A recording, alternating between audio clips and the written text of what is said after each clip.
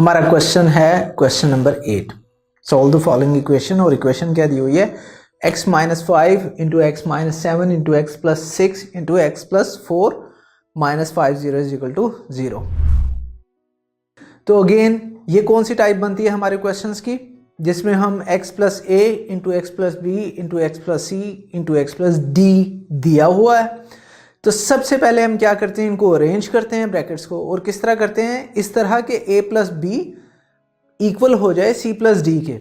यानी अगर मैं -5 और +4 वाला ब्रैकेट्स इकट्ठे रखूं तो वो -7 + 6 के इक्वल होगा।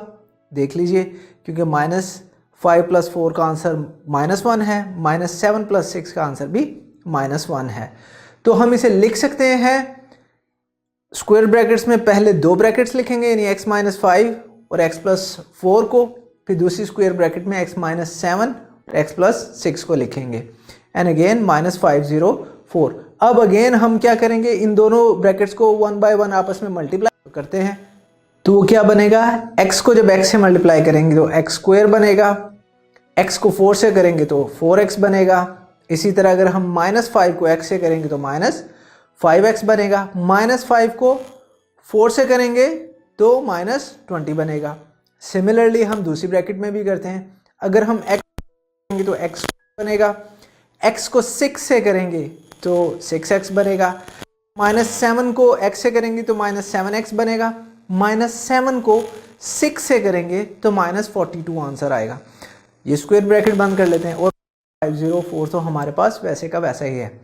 अब अगर आप सिंप्लीफाई करें, सिंप्लीफिकेशन यहाँ क्या बनती है, एक्स स्क्वायर मैं पहले ही लिख लेता हूँ, और आप देख सकते हैं कि हमारे पास 4x में से 5x निकालने हैं, तो वो क्या बनेगा -x, तो -x लिख लेंगे, -20 वैसे का वैसे रह जाएगा। दूसरी ब्रैकेट करते हैं, एक्स स्क्वायर वैसे ही लिखेंगे, जब 6x में से 7x निकालने हो तो -x बचेगा, एंड -42 वैसे का वैसे ही लिख देते हैं। सो -504 इज इक्वल टू 0। दोनों ब्रैकेट्स में जो पहली दो टर्म्स है, यानी x square minus x same है, तो हम एक्स स्क्वायर माइनस एक्स को वाई के इक्वल रख देते हैं, और हमारी इक्वेशन क्या बन जाएगी, y माइनस 20, क्योंकि एक्स स्क्वायर माइनस एक्स की जगह मैंने y रख दिया तो y माइनस 20। दूसरी तरफ एक्स स्क्वायर माइनस एक्स की जगह y रखूंगा तो y माइनस 42, और अगेन -504 वैसे ही लिख दिया। तो यहाँ पे क्या करेंगे, अब इन दोनों ब्रैकेट्स को आपस में मल्टीप्लाई करेंगे।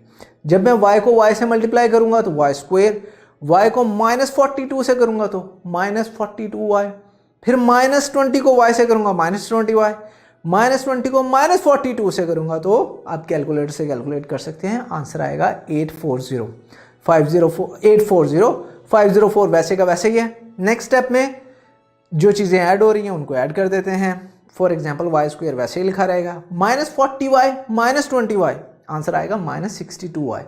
अगर आप कैलकुलेटर से 840 में से 504 निकालें तो आंसर आएगा 336। अब ये जो हमारी इक्वेशन बन गई, इसमें से हमने इसको सिंप्लीफाई करना है। सिंप्लीफाई कैसे करेंगे, वही काम जो हम पहले भी करते आए हैं। तो -62 को मैं लिख सकता हूँ y स्क्वायर -56 -6 प्लस 336। ये भी अगेन इंट्यूशन है, प्रैक्टिस से आएगा आपको। तो मुझे नज़र आ रहा है, आप बाकी स्टेप्स कर सकते हैं कि अब मैं पहली जो दो ब्रैकेट हैं y स्क्वायर -56, इसमें से y कॉमन ले लेता हूँ।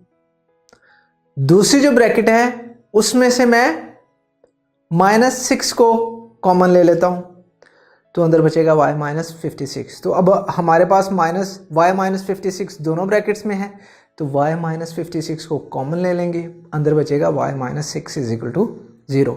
तो अगेन हमारे पास वही बात हो गई कि दो ब्रैकेट्स आ गई, दोनों को इक्वल टू 0 रखेंगे, y -56 को इक्वल टू 0 रखेंगे, y -6 को रखेंगे, y की एक वैल्यू 56 आएगी, y की एक वैल्यू 6 आएगी।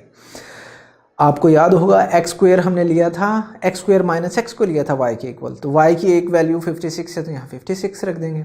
एक्स स्क्वायर माइनस एक्स, 56 दूसरी तरफ जाएगा तो -56 से -56 हो जाएगा इक्वल टू 0। अब अगेन यहाँ पे भी आप 8 7 आर 56, ये हमें 8 के टेबल से पता है, तो हम इसको लिख सकते हैं x square minus 8x plus 7x।